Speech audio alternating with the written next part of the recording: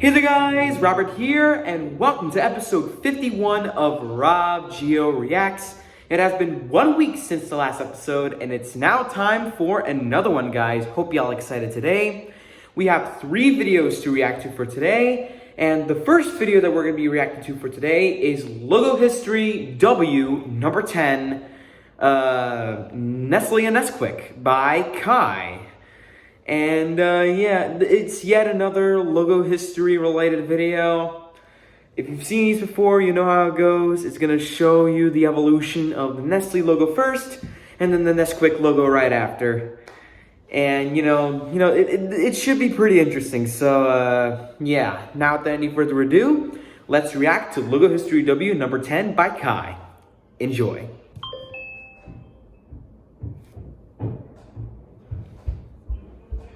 Pretty neat intro, Kai. Alright. Oh man, really cool intro right there for Logo History W. Every Wednesday at 2:45 p.m. Hey there guys, Kate Winehair and welcome to the 10th episode of Logo History W. For this episode, we're going to be doing Nestle Nesquik that was requested by the Encore Fan 2021, so go check it. Formerly known as now known as the FedEx Express Fan 2021, or I don't even know. This channel in the card above. First time going to do Nestle.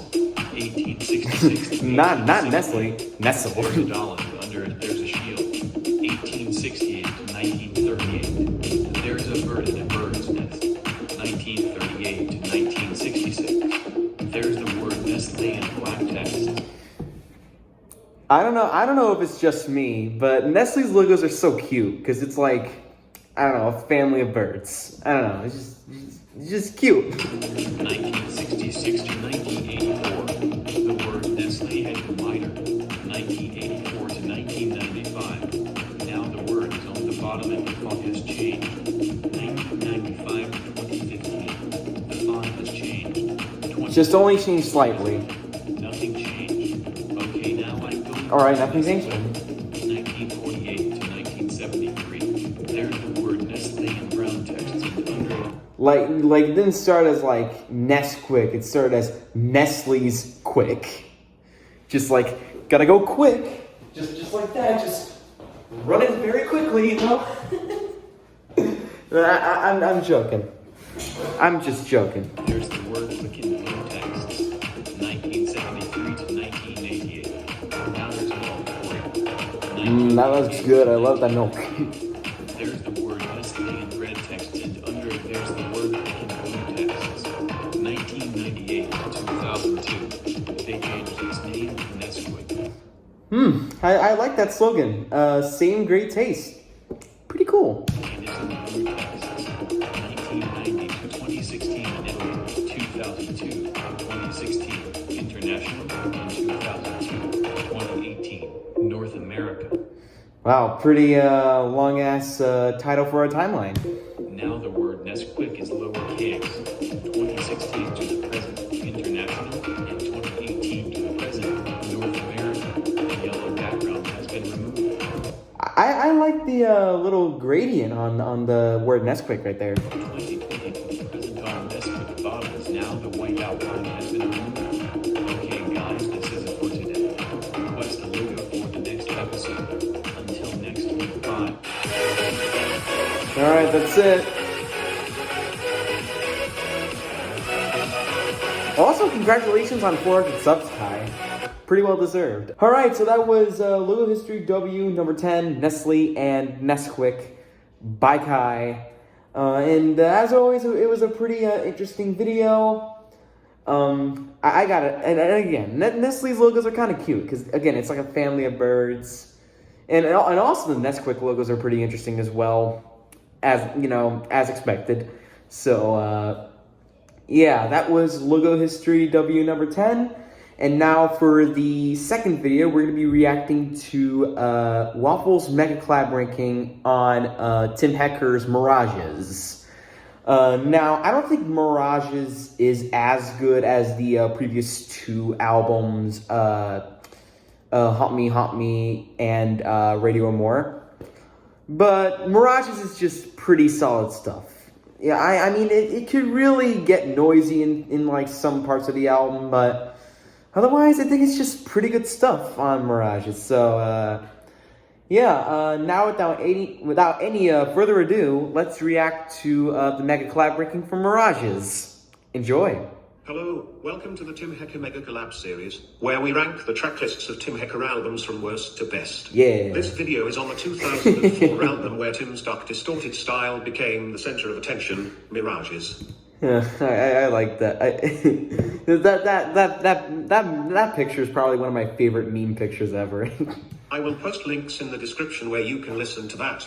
But for now, here's the ranking proper. Number 11, Non-Molar.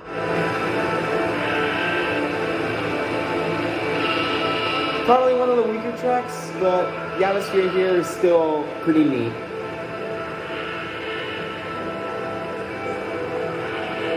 Pretty soothing. Pretty soothing.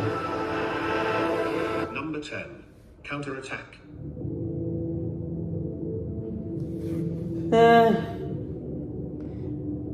I mean, the pads are a little weak, I have to say, but I think it's worth checking out. I like this one. Number 9, The Truth of Accountants.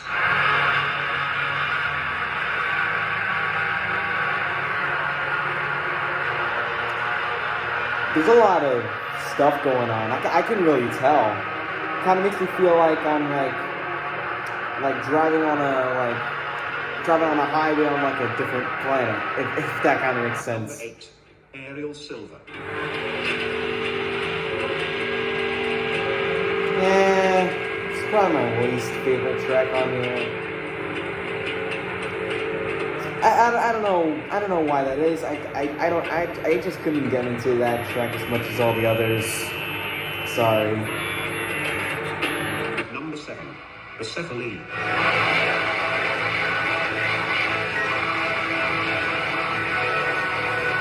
Also a pretty noisy cut, but I kind of love it, not gonna lie.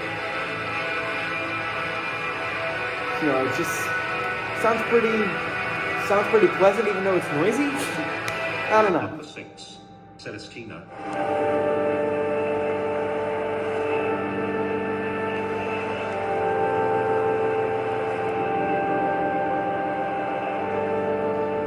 No comment. It just sounds beautiful.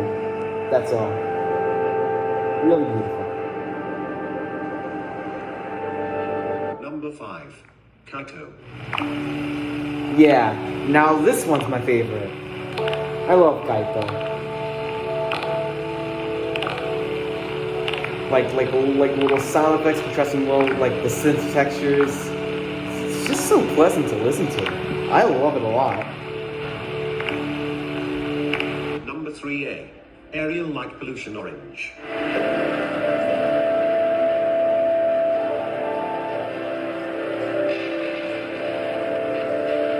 I just love the electric piano sounds. Well, the electric piano-ish sounds on this track. They go really well with like the overall atmosphere. And again, it's just beautiful. Number 3B, Balkanize You.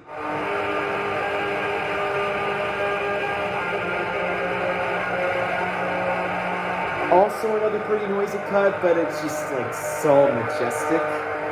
Pretty majestic, you know, I have to say, you know. Another highlight, I'm not gonna lie.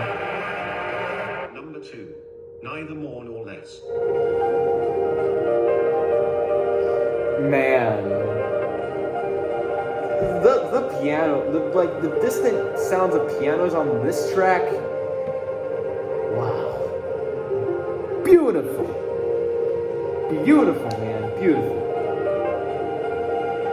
Number 1, Wow. Incurably Optimistic. Ah, man. Wow. Now this track just sounds so freaking isolated, and I love it. And honestly, you could tell that this track is pretty well loved because like the lowest ranked is like at number 3. I rank this track at number 3, and that's like the lowest ranking. Well, the lowest ranking compared to like all the others. Like I see Cam's and Danky ranked at number 2, rum3n and Waffles ranked at number 1, and honestly, I could really see why. This track is just, again, another beautiful track. And yeah, I do apologize if I'm like being the dead horse right there, because I just keep saying that it sounds so beautiful and stuff. And yeah, it is. Wow. That's the ranking. I did also ask these participants to rate the album on a scale from 1 to 10 optionally, and as a result, the average rating for this album is an 8. Shoutouts to these people who participated in this video. You guys rule. I've provided some extra comments from them in the description for anyone that's interested. If you would like to participate, there is a form in the description that you can fill out from now to this coming Sunday.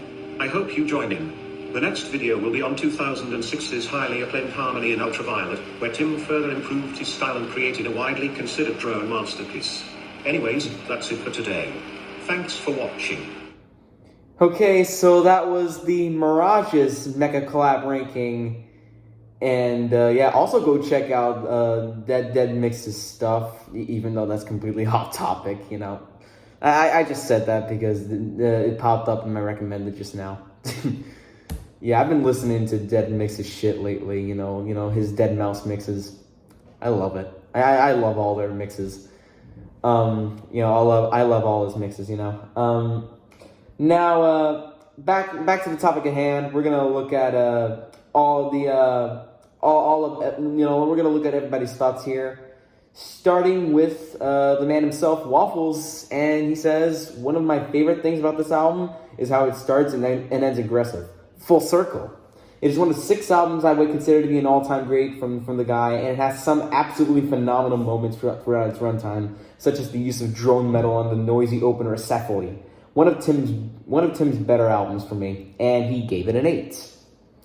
And alright, now I said, honestly, I don't think this one is as good as the previous 2 albums, but I think this is still pretty good regardless. Its best moments can be found on tracks like Gaito, which is seriously a phenomenal track. To me, that track gives me an underlying warmness while also making me feel a bit isolated in some way. On the other hand, neither more nor less is a really beautiful track with the sounds of pianos playing in the distance to give it a sense of vastness. Otherwise, everything else is pretty solid stuff. And I gave it a 7. And yes, back to Gaito, just thinking about how warm this track feels, it kind of makes me think back to tracks like, BT's Every Other Way from These Hopeful Machines, because, that track also gives me such a warm feel as well. So, yeah. Cam says, you are not wrong when you said the more obscure sounds of Hecker became the center of attention for this album. That mainly goes for Cephaly, which is the most less welcoming track I've heard. Other than that, I like most songs in here. Not much else to add, and he gave it a 7. Danky says, this is a massive step up from Radio More, as that album started to grow off me, unfortunately, in recent times, and I dare say that it's even better than Help Me Do It Again. The sound design is crisp as hell, in addition to the composed atmosphere perfectly executed throughout the album. Listening to Mirages makes you feel like you're on a late-night drive to the airport during a storm. Overall, definitely my favorite album of the 3 so far, and it just encapsulates what Tim Hecker does best and what the ambient genre has to offer. Awesome stuff. And you gave it a 9. And finally, from my Aussie man, rum3n, and he said, you can definitely see why people noticed this guy after this album's release. My god, what a journey this thing is. Outside of a few moments that get a bit noisy, this is just a fantastic listen from front to back. Not one skippable track. Hell, the interlude is brilliant. And he gave it a 9. Yeah, honestly, I don't agree with like the 9 rating. That's why I gave it a 7. I don't think it's as good as like the previous 2 albums, like I said before, but honestly, I think this is still pretty good. Sure, a few cuts can get a bit noisy, especially on tracks like Cephaly, like even though I love that one actually. I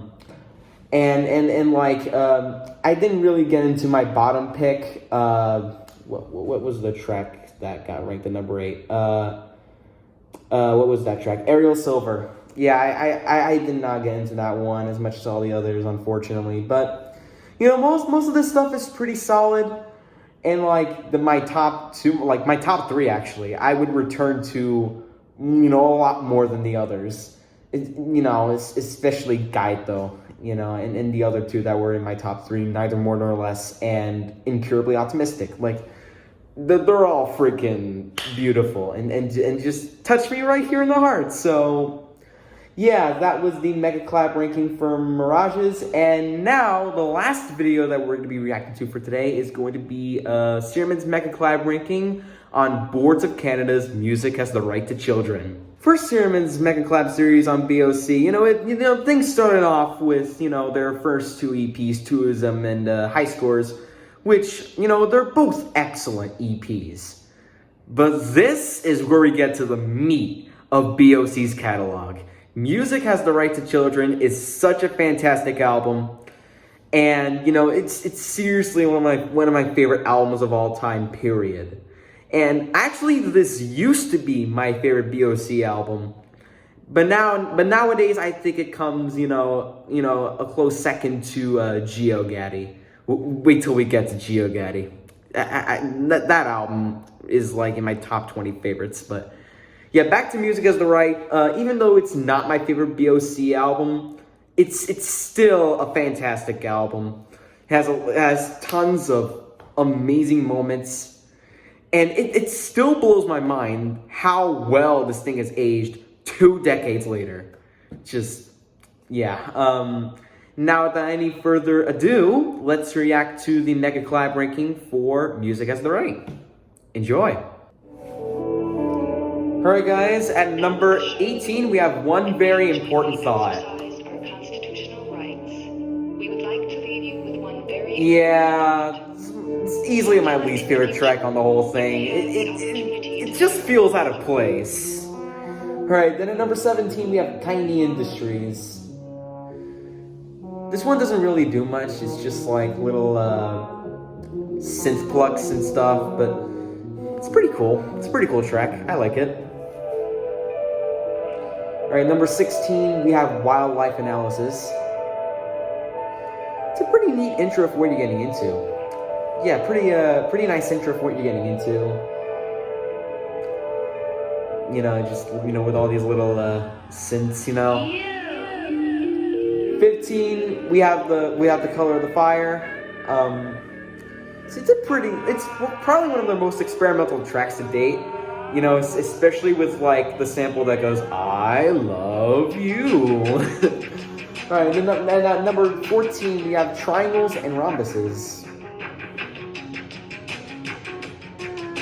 It's probably my least favorite of all of the full tracks on here, but this is still pretty cool. I love it. And then at number 13 we have Bookma.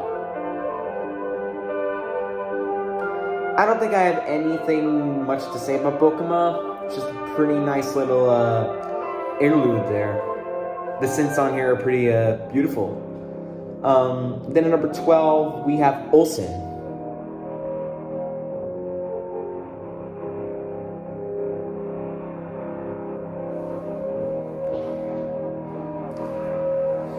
This chord progression is pretty cool. I love that chord progression on Olsen.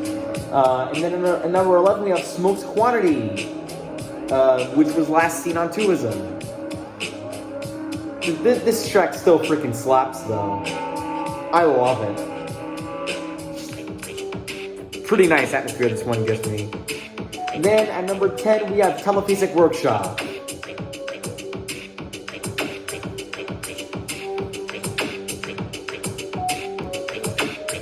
I don't know if this title kind of applies to my analogy, but it kind of makes me feel like I'm working like a factory or something. I don't know. Then at number 9, we have Open the Lights.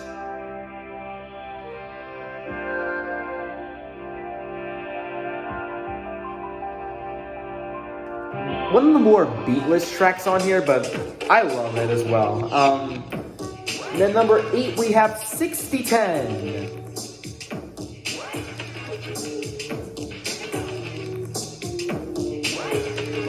I love the hard-hitting beat on this one.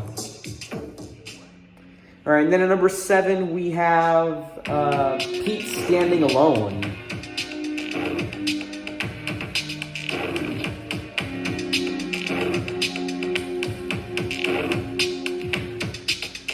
It's a pretty nice sounding track on here as well.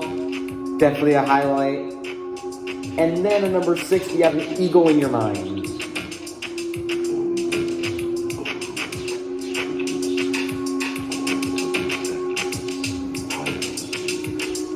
Also love the atmosphere on this one as well. And then at number 5, we have Happy Cycling.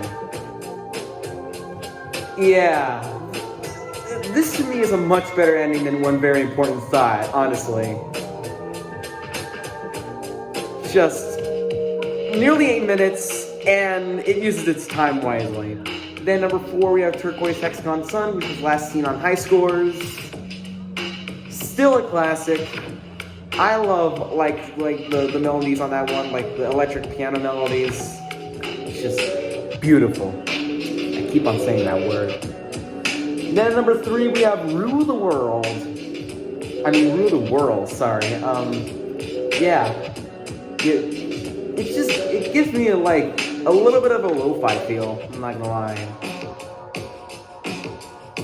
Number 2, we have Aquarius. Yeah. I mean, come on, man. It's Aquarius. Classic. Orange. And then the little kid sample saying, yeah, that's right. And then finally, number 1, it's Roy G. Biv. Pretty inevitable that this classic was going to top it, but honestly, this comes a close second to Aquarius for me. It may be a short track, but I love Roy G. Biv. It kind of makes me feel like, I'm seeing a rainbow, just after after the weather decided, oh, I'm gonna rain so hard, formed to the underrated 3rd EP in a beautiful place out in the country. In the description and pinned comments. Already filled out the form for that EP. Spoiler, I think it's pretty solid. So yeah, that was the Mega Collab ranking for Boards of Canada's Music Has the Right to Children. And this Mega Collab ranking was made by my man rum3n. And let's go check out everybody's thoughts. rum3n himself said one of the best IDM albums ever made, would probably sneak onto my favorite albums of all time list in retrospect. Alright, and then AVR said, great debut album in my opinion. Lots of amazing tracks, and it still blows my mind that this album was released over 20 years ago. Same. 10 out of 10 album for me, as with all of the other main BOC albums. Matthew GH said, this one has some absolute bops, miles ahead of the EPs in my opinion. I said, this is one of the greatest albums ever made, plain and simple. All these tracks have a pretty subtle, chill, and childlike wonder tinge to them, and the fact that this whole thing has aged so dang well 2 decades later is still mind-blowing to this day. But even then, it's still not my favorite Boards of Canada album, which is really saying something. However, that does not prohibit me from saying that this album is indeed a masterpiece in every sense of the word, and a great place to start for people who aren't all that familiar with BOC's work. Classic album. Yeah, it's just a classic album. Waffles said, seriously, its music has the right. This is easily my favorite BOC album, and it has a lot of my all-time favorites. And when it comes to anything 2 minutes or longer, the only song I don't think is one of the career highlights is 6010.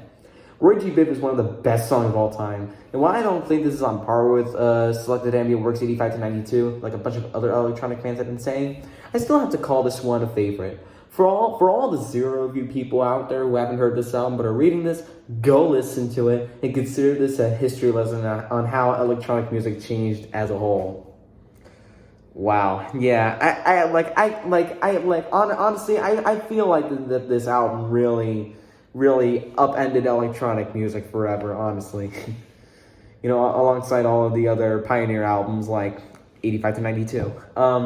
Logopedia 2 says, my ranking of this album changes often. This is my ranking right now. The Carrot Maker said, one of the weaker BOC albums, but it's still great, mate. Still great, mate. Soar said, well, this is the first time I fully listened to a Boards on Canada album. What you mean, Boards of Canada album? While it isn't really as great as people make it out to be, there are quite a few high points that really stand out for me. Ragey Biff is clearly the best track on the album, but I also enjoyed Rule the World and Aquarius as well. Yeah, same. Aquarius is probably my favorite track that BOC have ever made, by the way.